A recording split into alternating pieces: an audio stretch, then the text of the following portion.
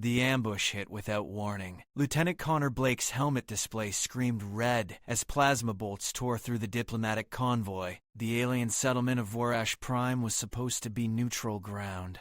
That promise died the moment the first vehicle exploded. "Get down!" Connor yanked Ambassador Grant behind the overturned transport. Smoke choked the air. Screams echoed through the marketplace. Civilians scattered in every direction while insurgent fire raked the cobblestone plaza. Connor's squad returned fire. Sergeant Williams dropped 2 hostiles from the left flank. Corporal Martinez covered the right, but there were too many. The attackers had planned this perfectly. "We need extraction now," Connor barked into his comm. Static answered. They jammed the frequencies. A child's cry cut through the chaos. Connor's head snapped toward the sound. A human girl, maybe 6 years old, stood frozen beside a burning stall. Her mother lay motionless, 3 meters away. The kid just stood there, eyes wide, unable to move. "Martinez, cover the ambassador!" Connor didn't wait for acknowledgement. He broke from cover and sprinted across open ground. Plasma fire scorched past his shoulder. His armor's shields flared and died. Another bolt grazed his thigh. Pain exploded up his leg. But he didn't slow. He reached the girl and scooped her up. Her small hands clutched his tactical vest. Connor spun and ran back toward cover. The shot hit him in the lower back. His shields were gone. The plasma burned straight through his armor and into flesh. Connor's legs buckled, but he held the girl tight, twisting his body to take the impact as they fell. He crashed onto his side, cushioning her with his chest. "Hostiles closing!" Williams shouted. Connor rolled onto his back. The girl was underneath him now, protected by his body. Blood pooled beneath him, hot and spreading. He could feel it draining fast, too fast. A figure emerged from the smoke. Not human. Not from any species Connor recognized. Tall, graceful, with silver blue skin and eyes that glowed like starlight. She wore robes that shimmered with an inner light. Her expression was fierce. She raised her hands. Energy rippled outward in a concussive wave that sent the insurgents flying backward. Connor's vision blurred. The child was crying, but she was alive. That was what mattered. The silver-skinned woman knelt beside him. Her eyes widened as she saw the blood. She spoke words Connor couldn't understand. Her hand pressed against his chest, right over his heart. Something warm flooded through him. Not healing. Something that felt like being claimed. She leaned close and whispered against his ear. "Even dying." Connor felt the weight of whatever she'd just done.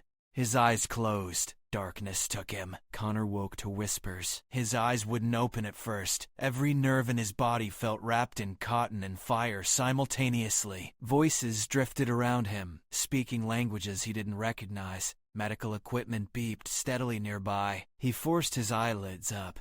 Sterile walls. A medical bay, but not human design. The architecture curved in ways that defied Earth engineering. He's conscious. That voice was human. Female, familiar. Dr. Lisa Carmichael stepped into view. She'd been with the diplomatic mission, assigned as the expedition's chief medical officer. Relief flooded her features. "Welcome back, Lieutenant. You've been out for 72 hours?" Connor tried to speak. His throat was sandpaper. Lisa held a cup to his lips. He drank and tried again. The girl? Safe. Reunited with her father. You saved her life. Memory crashed back the ambush. The plasma bolt. The strange woman with glowing eyes. That moment when she'd touched his chest and everything had changed. Where am I? The Nytherian sanctuary ship. They intervened during the attack. Saved what was left of our convoy. Lisa's expression shifted, became cautious. "Connor, we need to talk about what happened." Before she could continue, the door opened. The silver-skinned woman entered, flanked by 2 others of her species. Up close, Connor could see the intricate patterns that marked her skin, like circuitry made of moonlight. She was stunning in a way that had nothing to do with human beauty standards and everything to do with presence. She stopped at the foot of his bed, her luminous eyes fixed on him with an intensity that made his breath catch. "You are awake." Good. Her English was flawless. Accent musical. "I am Kaelera of House Mirinth, 3rd Circle of the Nytheran Ascendancy." Connor tried to sit up. Pain lanced through his back. Lisa moved to help him, but Kalara was faster, her hands supporting him with surprising strength. That same warmth from before flooded through him at her touch. "Easy," Kalara said. "The wound was severe. You lost 60% of your blood volume. Your spine was damaged. By your species' medical standards, you should be dead or paralyzed. But I'm not, no, because I would not permit it." The way she said it carried weight. Not arrogance, absolute certainty. Lisa cleared her throat. "Connor, the Nitherans have advanced biotechnology. Kalara used something called a life bond to stabilize you. It's the only reason you survived long enough for surgery." "A life bond," Connor repeated. The phrase meant nothing to him. Kalara's companions exchanged glances. One of them, a male with darker blue skin, spoke in their language. Kalara responded sharply, silencing him. "Among my people," Kalara said, turning back to Connor, "a life bond is sacred. It is rarely given. When one of us witnesses an act of profound selflessness, when we see a soul worthy of preservation, we may choose to share our essence to sustain them." Connor's instincts prickled. "And what does that mean exactly?" "It means your life is now tied to mine. Your injuries will heal faster. Your strength will increase. You will live longer than any human has the right to expect." "That sounds like a gift. Why does everyone look like I should be worried?" The male Nitheran spoke again, this time in English. "Because a life bond can only be given to one's intended mate. She has claimed you before the entire ascendancy. By our law, you are now betrothed." Connor's world tilted. "I'm what?" Kalara's expression didn't change. "He speaks truth. When I saw you sacrifice yourself for that child, when I felt your life fading, I acted on instinct. The bond cannot be undone. You are mine, Connor Blake, and I am yours." "You can't just decide that. We don't even know each other. I know what matters. I know you would die for an innocent. I know your heart beats with honor." Kalara leaned closer. "And I know that if I had not claimed you, you would be dead. Do you wish I had let you die?" Connor had no answer for that. Lisa stepped forward diplomatically. "Perhaps we should give the lieutenant time to process this. He's only just woken up." Kalara straightened, but her eyes never left Connor. "Time will not change what has been done. Rest, warrior. We will speak again soon." She left with her companions, the door sealed behind them. Connor stared at the ceiling. Did that actually just happen?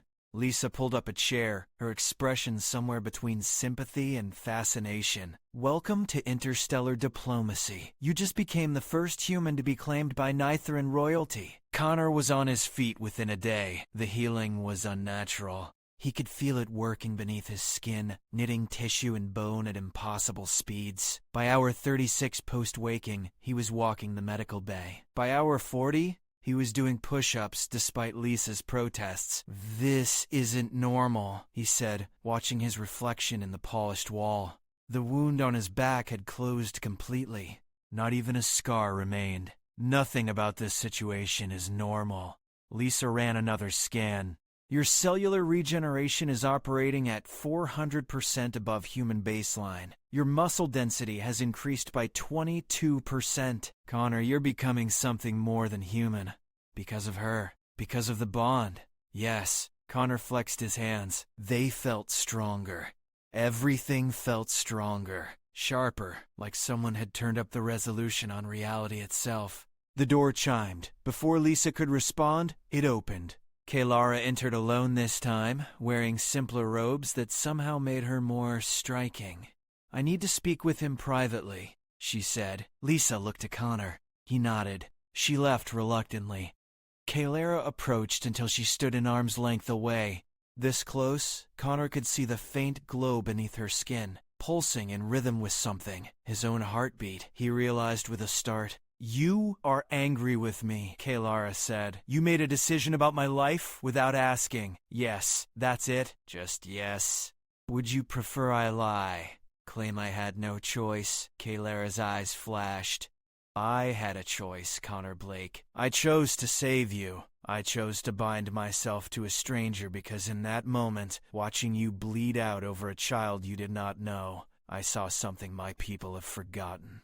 And what's that? Sacrifice without calculation. You did not pause to weigh the cost. You did not hesitate. You simply acted because it was right. She stepped closer. Do you know how rare that is? In a galaxy where every species measures every decision against profit and survival, you threw yourself into fire for one small life? Connor held his ground. That doesn't give you the right to decide my future. No, it does not. Kalara's voice softened, which is why I am here. The bond can be adjusted. You said it couldn't be undone. It cannot, but it can be made dormant. You would keep the physical benefits, the healing, the strength, the extended life, but the connection between us would fade. You would be free to live as you choose. Connor studied her face. Why would you offer that? Because I was wrong. The admission seemed to cost her. I acted on impulse. I bound you without consent. That is not how bonds should be forged. If you wish to be free of me, I will grant it. Something in her expression stopped him. Beneath the regal bearing, beneath the otherworldly beauty, he saw vulnerability, loneliness. What happens to you if the bond goes dormant? Kalara looked away. I will endure. My people are long-lived. I will find another eventually. That's not what I asked. She met his eyes again. The bond will remain active for me. I will feel its pull towards you for the rest of my life. Even if you feel nothing, it will be uncomfortable. Uncomfortable? Connor repeated. You're understating it. I will not manipulate you with my suffering. The choice must be yours alone. Before Connor could respond, alarms shrieked through the ship. The intercom crackled. All personnel to stations. Hostile fleet detected. Multiple signatures. They're targeting the medical section. Connor's training kicked in instantly. The insurgents. They're coming to finish the job. Kalara's entire demeanor shifted. Gone was the vulnerable woman. In her place stood something ancient and dangerous. They dare attack a sanctuary ship? They killed a diplomat and ambushed a convoy. Yes, they dare. The ship shuddered. Weapons fire splashed against the shields. Kalara's hands clenched into fists. Stay here, she commanded. Like hell.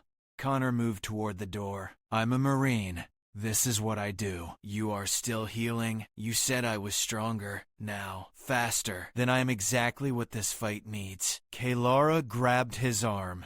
Energy crackled between them where skin met skin. If you die, I die. The bond works both ways now. Do you understand? Connor hadn't known that. It changed nothing. Then I guess you better make sure we both survive. For the first time since they'd met, Kalara smiled. It was fierce and wild and beautiful. Come then, warrior. Let me show you how the Nitherans fight.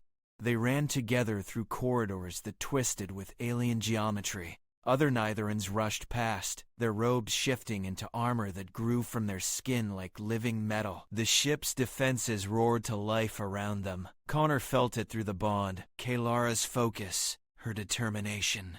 Her fear not for herself, but for him. They burst onto the command deck. View screens showed 6 hostile ships surrounding the sanctuary vessel. Smaller craft were launching, heading straight for their position. The male Nitheran from before turned to Kalara. They're targeting the medical bay specifically. They know the human is there. How? Connor demanded. Someone sold you out, Kalara said grimly. Someone wants you dead badly enough to risk war with the Ascendancy. Connor watched the attack craft approaching. Through the bond, he felt Kalara's power gathering. But there were too many. Even with Nitheron technology, this would be bloody. Can you get me to one of those ships? He asked. Everyone on the deck turned to stare at him. What are you planning? Kalara asked. Connor grinned. It was not a nice expression. I'm planning to remind them why you don't mess with humans. The boarding pod launched like a bullet from hell. Connor gripped the harness as G-forces crushed him into the seat. Kalara sat across from him, her armor fully manifested now, gleaming like starlight made solid. 2 Nitheran warriors flanked them, their expressions skeptical. This is insane, one of them muttered. This is human, Kalara corrected. Through the bond, Connor felt her exhilaration mixing with terror. She was betting everything on him. The pod slammed into the insurgent command ship's hull. Magnetic clamps engaged. Cutting lasers screamed to life. Connor checked his borrowed weapon, a Nitharan pulse rifle that felt alive in his hands. The bond let him interface with it instinctively. He could feel the weapon's charge, its targeting protocols, everything. "Breach in 3, Kalara said. "Remember, we need their command core intact. We need to know who hired them." "I remember?" The hull peeled open. Connor moved first. He dropped into chaos. The insurgents had been waiting. Weapons fire filled the corridor instantly. Connor's enhanced reflexes kicked in. He saw the bolts coming before they arrived, his body moving with speed that would have been impossible a week ago. He rolled left, came up firing. 3 hostiles dropped. Kalara flowed past him like liquid silver, her hands weaving patterns that sent energy blasts through enemy ranks. The Nitharan warriors followed, their discipline perfect, but Connor fought differently. No grace, no elegance, pure aggressive momentum. He pushed forward like a battering ram, forcing the insurgents back through sheer audacity. "Left flank!" Kalara called.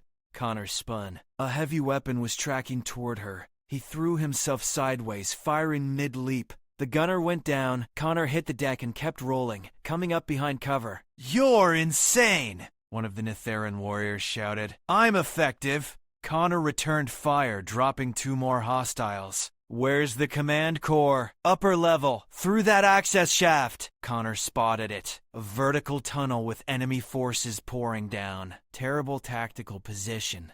Perfect choke point. He ran straight at it. "Connor, no!"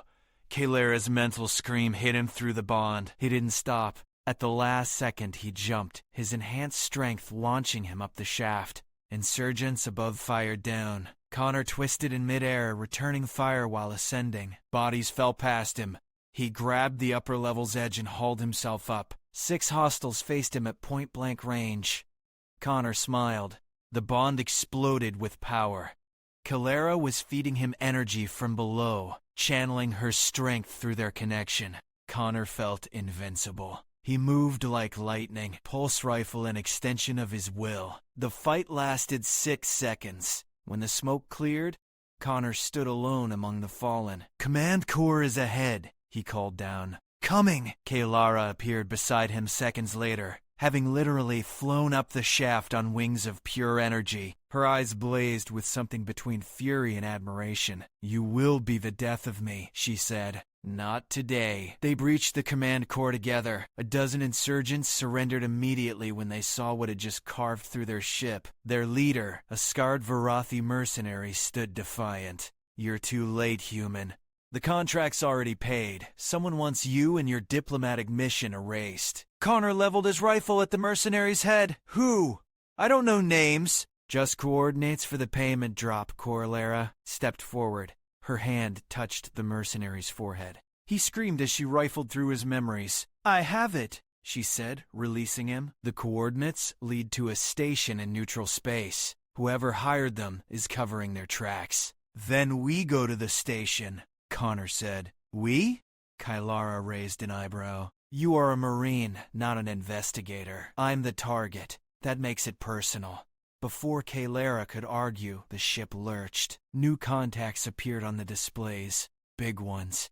"Ascendancy fleet just arrived," one of the Nitharan warriors reported. "They're demanding the insurgents surrender." "Good timing," Connor muttered. Kalara's expression darkened. "No, not good. The fleet wasn't supposed to be here for another day. Someone called them early." "Why is that bad?" "Because the fleet commander is my betrothed."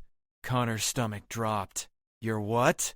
"My arranged match, decided by our families before I came of age." Kalara's jaw tightened. "Prince Velmar of House Carinth. He will not be pleased to learn I have bonded with another." The communication panel lit up. A face appeared, impossibly beautiful even by Nitharan standards. Male, with features carved from ice and arrogance. "Kalara, I heard you required assistance. How fortunate I was nearby." "Velmar, your timing is suspicious." "Is it?" His eyes found Connor. "And who is this? The human pet you've apparently bonded with?" How delightfully scandalous.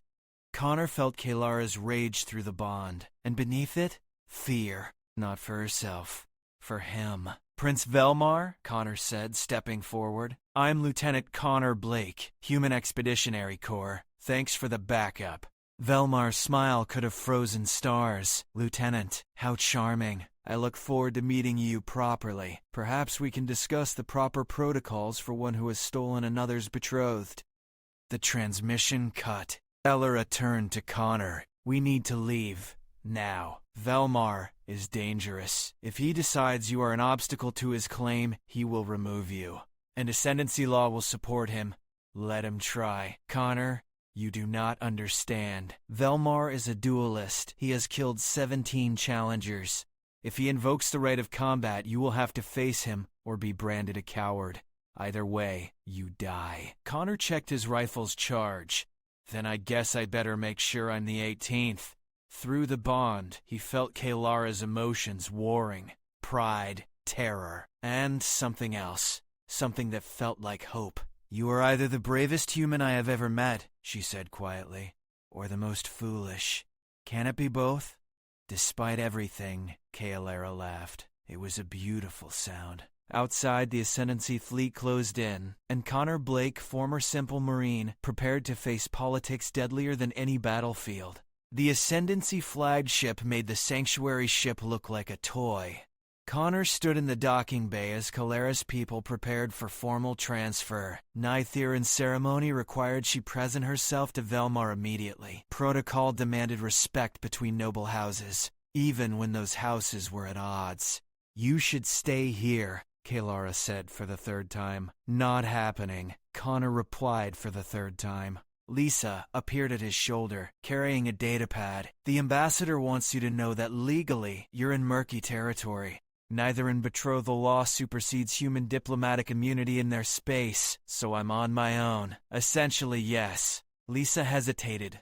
Connor, there's something else. We've been analyzing the insurgent attack patterns. Whoever hired them knew our exact route, our security protocols, even which transport the ambassador would be in. Inside information. Has to be. Someone in the diplomatic corps sold us out. Connor's jaw clenched. Bad enough fighting external enemies. Traitors were worse. The shuttle carrying them to Velmar's flagship launched smoothly. Through the viewport, Connor watched the massive vessel grow larger. It bristled with weapons, each one capable of glassing a planet.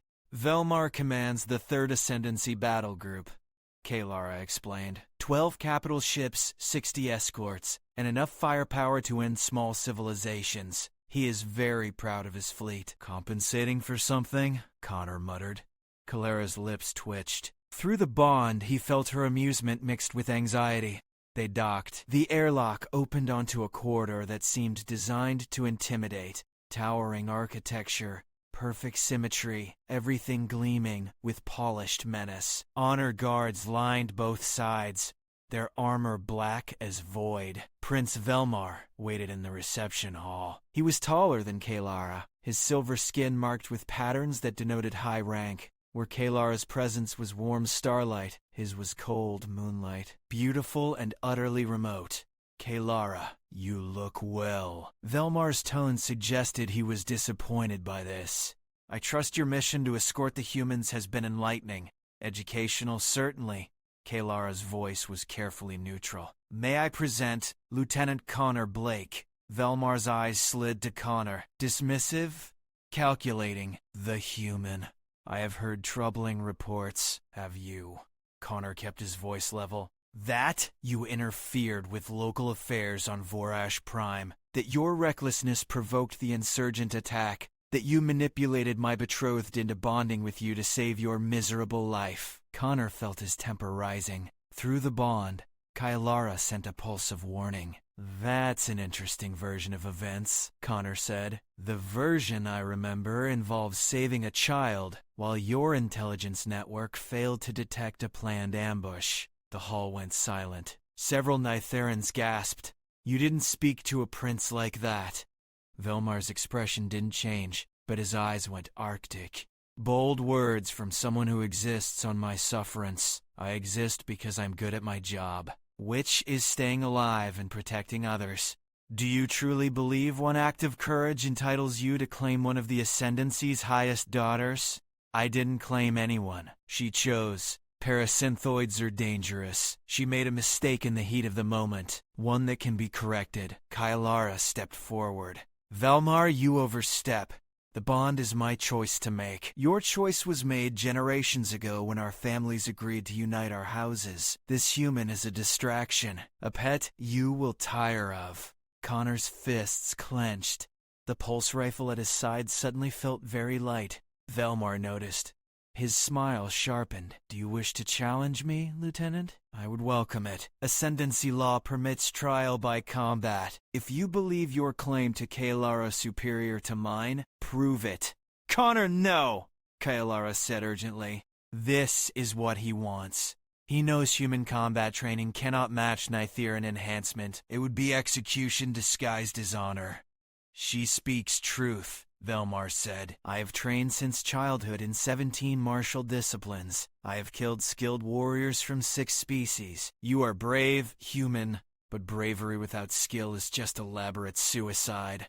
Connor met Velmar's eyes. When and where? Connor! Kailara grabbed his arm. Through the bond, her fear crashed into him. Not fear of losing him to Velmar politically, fear of watching him die. Tomorrow at dawn, Velmar said, clearly pleased. The combat sphere, witnessed by both our peoples. Winner takes Kailara, and the loser takes nothing but death. Why? Fine! No! Kailara spun Connor to face her. You cannot win this. Velmar is enhanced beyond even what the bond has given you. His family has refined their genetics for millennia. He is faster, stronger, and trained by the best warriors in the Ascendancy. Connor cupped her face with one hand. Through the bond, he pushed certainty toward her.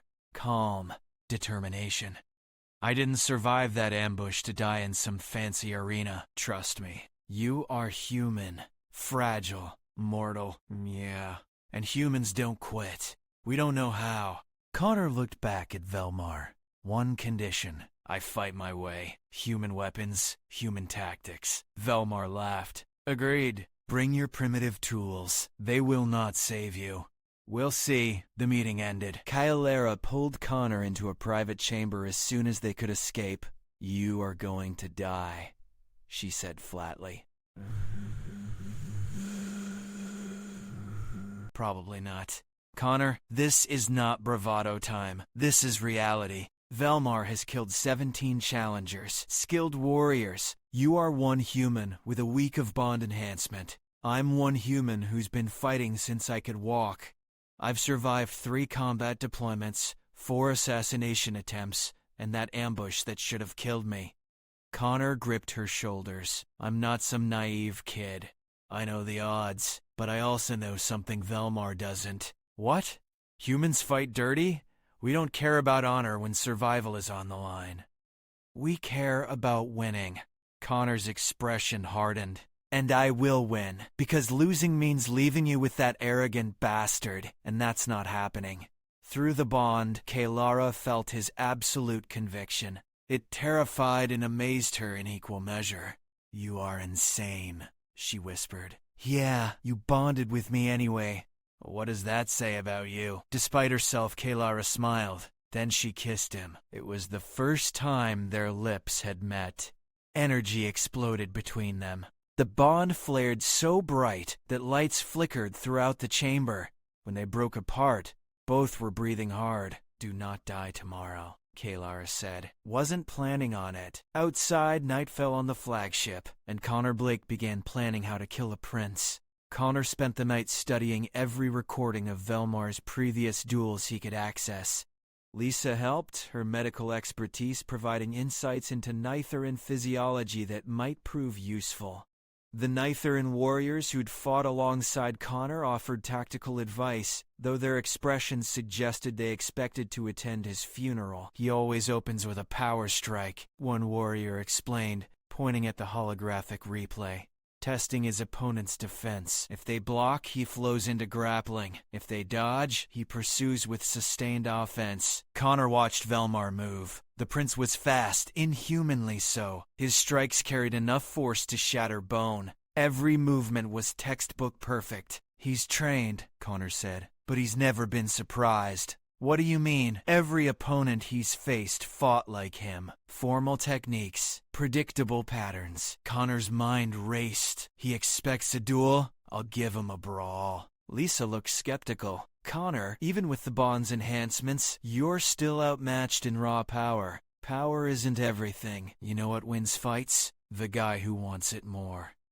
Dawn came too fast. The combat sphere was a massive arena suspended in the flagship's central atrium. Transparent walls allowed thousands of Nitherans to watch from surrounding galleries. Connor saw human faces too, members of the diplomatic mission forced to witness this. Kaylara stood in the front row, her expression carved from stone. But through the bond, Connor felt her terror. He sent reassurance back. Whether she believed it was another question? Velmar entered from the opposite side. He wore ceremonial armor that looked more decorative than functional. In his hands he carried a blade that hummed with contained energy. Connor wore his marine combat gear and carried the pulse rifle he'd used during the boarding action. At his hip hung a human combat knife, standard issue, nothing fancy. An arbiter, an ancient Nitheran with patterns that glowed gold, stepped into the sphere's center. This combat is witnessed. The challenge has been issued and accepted. The victor claims House Mirrant's daughter. The defeated claims only death. The Arbiter's voice carried throughout the arena. Are both warriors prepared? I am, Velmar said confidently. Ready, Connor replied. Then begin. Velmar moved instantly, crossing 30 meters in a heartbeat. His blade came down in that opening power strike the recordings had shown. Connor didn't block, didn't dodge. He dropped flat and fired. The pulse bolt caught Velmar in the knee. The prince stumbled, more from surprise than damage. His armor had absorbed most of the impact. Connor rolled sideways and kept firing. 3 more shots, aimed low. Velmar's formal training demanded he defend with blade and footwork, but defending against gunfire while closing distance was a different problem than facing another swordsman. Coward! Velmar snarled. Face me properly. No thanks. Connor sprinted for the sphere's edge. The crowd roared, some in outrage at the